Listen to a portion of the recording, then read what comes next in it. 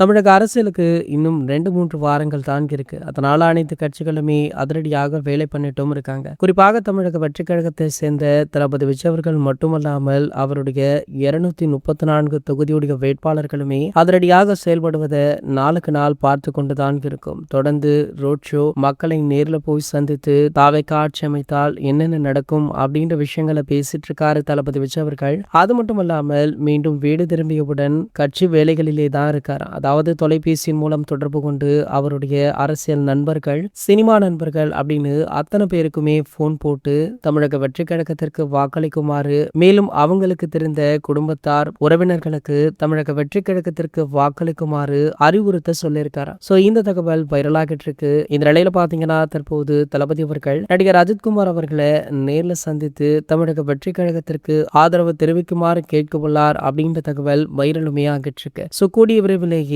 AK மற்றும் தளபதி விஜய் அவர்களுடைய சந்திப்பு நடைபெற உள்ளதாம். பல வருடங்கள் கழித்து இருவருமே நேரில் சந்திக்க உள்ளதால தற்போது இந்த விஷயம் சோசியல் மீடியாக்கள்ல பூதாகரமாக வெடிச்சிருக்கு. சோ ஆகையால பாத்தீங்கன்னா ஆளும் கட்சியான திமுகவிற்கு இந்த சம்பவம் கேட்டவுடனேயே கொஞ்சம் வயிற்றெரிச்சல் இருக்கும் அப்படின்னு தளபதி ரசிகர்களுமே ட்ரோல் பண்ணிட்டும் இருக்காங்க. இது போன்ற செய்திகளை பத்தி நீங்க உடனே தெரிஞ்சுக்க நம்மளுடைய சேனலை மறக்காம சப்ஸ்கிரைப் பண்ணிக்கோங்க.